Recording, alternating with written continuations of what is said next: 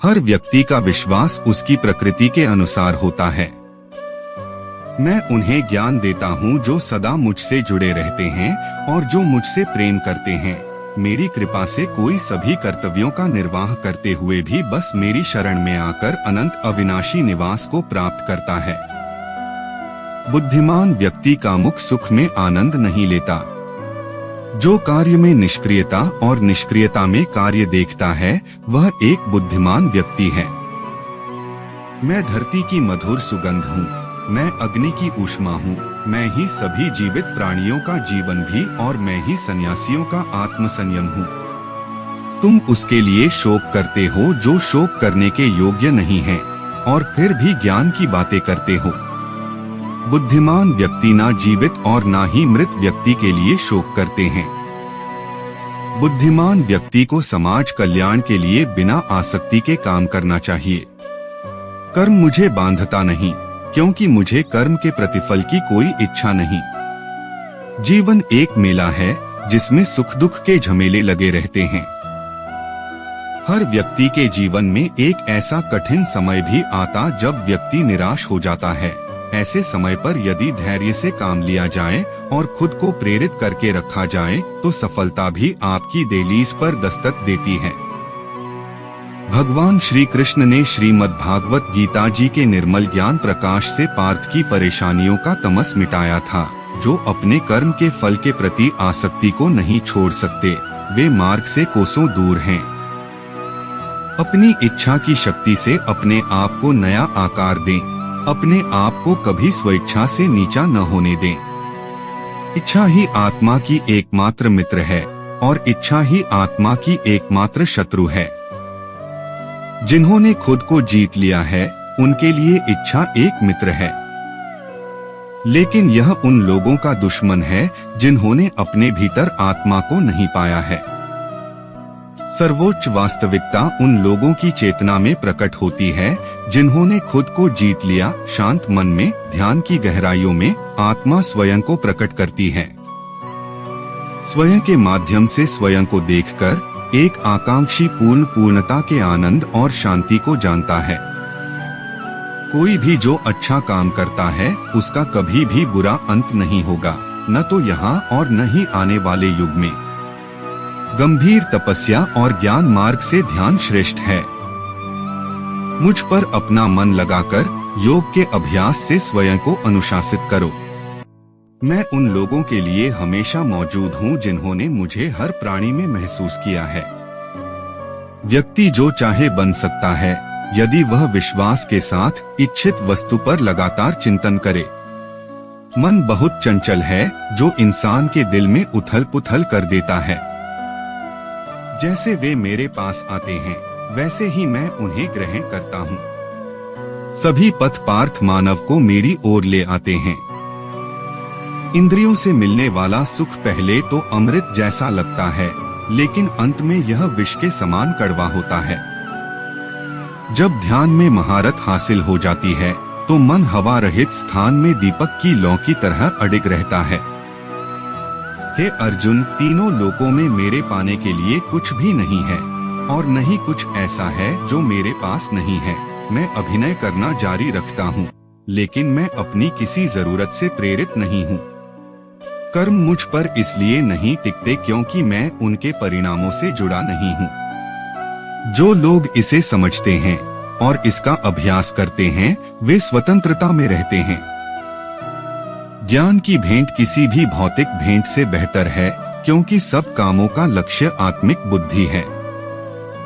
जैसे आग की गर्मी लकड़ी को राख कर देती है, वैसे ही ज्ञान की आग सभी कर्मों को भस्म कर देती है।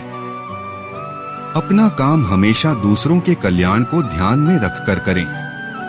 अप्राकृतिक कर्म बहुत तनाव पैदा करता है। हर व्यक्ति का विश्वास उसकी प्रकृति के अनुसार होता है। मैं उन्हें ज्ञान देता हूँ जो सदा मुझसे जुड़े रहते हैं और जो मुझसे प्रेम करते हैं। मेरी कृपा से कोई सभी कर्तव्यों का निर्वाह करते हुए भी बस मेरी शरण में आकर अनंत अविनाशी निवास को प्राप्त करता है। बुद्धिमान व्यक्ति का मुख सुख में आनंद नहीं लेता। जो कार्य में निष्क्रियता और निष्क्रियता में कार्य देखता है वह एक बुद्धिमान व्यक्ति है। मैं धरती की मधुर सुगंध हूँ, मैं अग्नि की ऊष्मा हूँ, मैं ही सभी जीवित प्राणियों का जीवन भी और मैं ही सन्यासियों का आत्मसंयम हूँ। तुम उसके लिए शोक करते हो जो शोक करने के योग्य नहीं है और फिर भी ज्ञान की बातें करते हो। बुद्धिमान व्यक्ति ना जीवित और ना ही मृत व्यक्ति के लिए शोक करते हैं। बुद्धिमान व्यक्ति को समाज कल्याण के लिए बिना आसक्ति के काम करना चाहिए। कर्म मुझे बांधता नहीं, क्योंकि मुझे कर्म के प्रतिफल की कोई इच्छा नहीं। कर्म योग वास्तव में एक परम रहस्य है।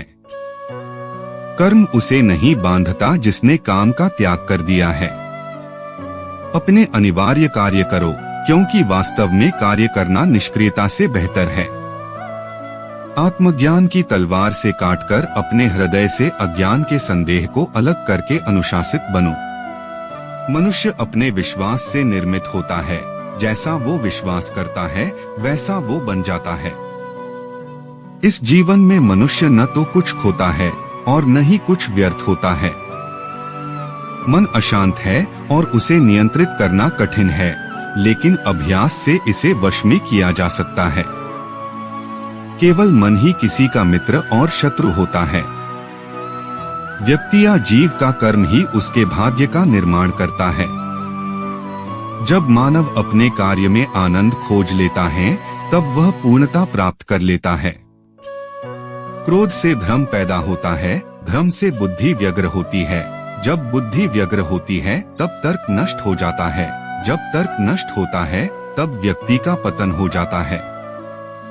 सदैव संदेह करने वाले व्यक्ति के लिए प्रसन्नता ना इस लोक में है ना ही कहीं और। मन की गतिविधियों, होश, श्वास और भावनाओं के माध्यम से भगवान की शक्ति सदा तुम्हारे साथ है और लगातार तुम्हें बस एक साधन की तरह प्रयोग करके सभी कार्य कर रही है।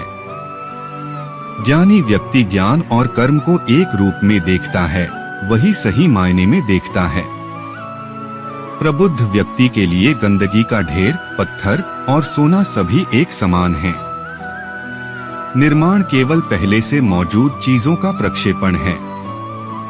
उससे मत डरो जो वास्तविक नहीं है, ना कभी था ना कभी होगा। जो वास्तविक है वो हमेशा था और उसे कभी नष्ट नहीं किया जा सकता।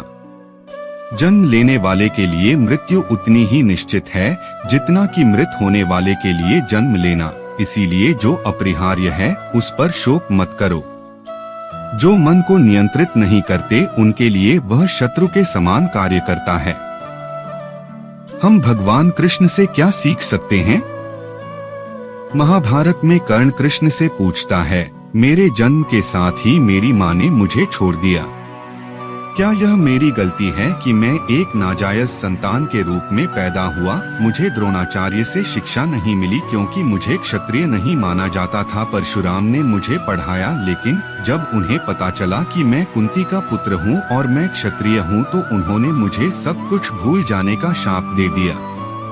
मेरा तीर गलती से एक गाय को लग गया और उसके मालिक ने बिना किसी गलती के मुझे श्राप दे दिया।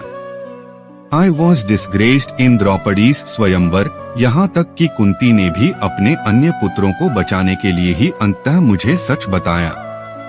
मुझे जो कुछ भी प्राप्त हुआ वह दुर्योधन की दानशीलता से प्राप्त हुआ, तो मैं उसका पक्ष लेने में गलत कैसे हूँ? कृष्ण उत्तर देते हैं, कर्ण, मेरा जन्म जेल में हुआ था।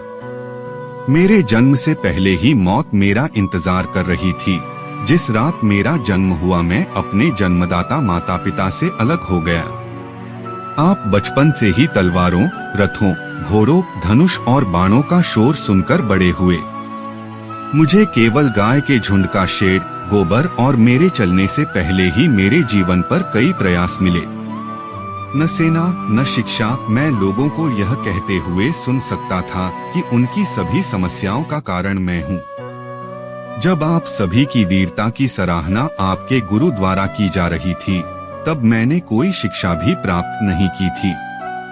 जब आप सभी की वीरता की सराहना आपके अध्यापक कर रहे थे, तब मैंने कोई शिक्षा भी प्राप्त नहीं की थी।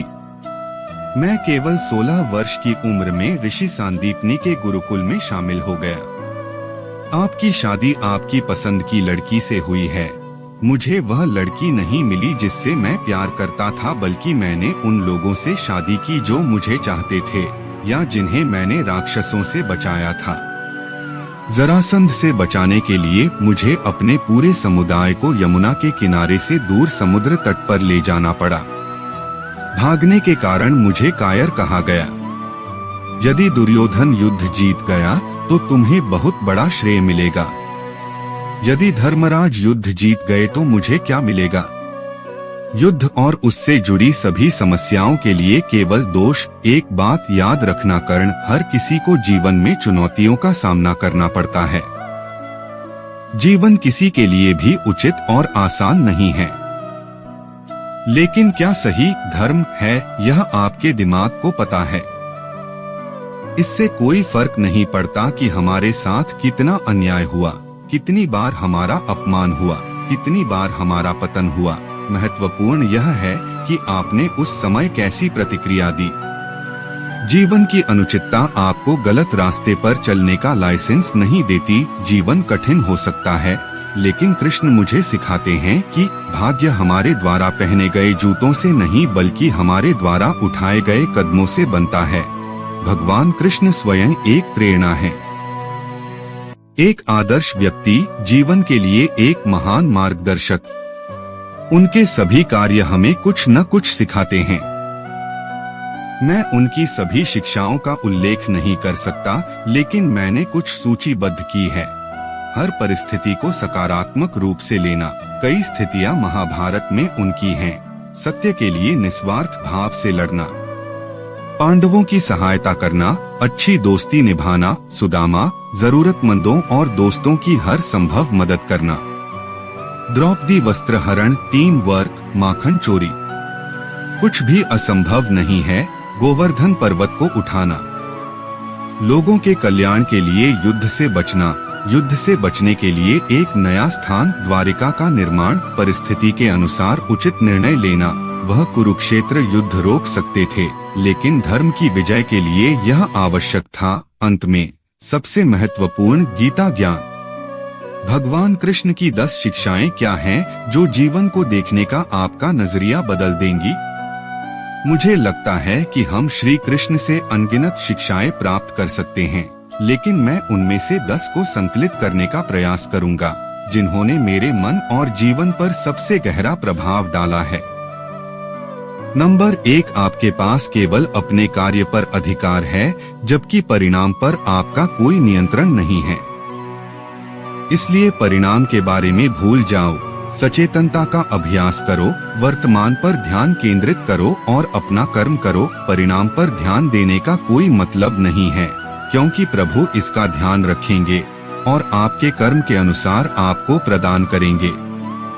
नंबर 2, विनम्रता वह प्रमुख सिद्धांत है जिसका पालन हर किसी को करना चाहिए। अक्सर कहा जाता है कि जो पेड़ सबसे ज्यादा फलों से लदा होता है वही सबसे ज्यादा झुकता है।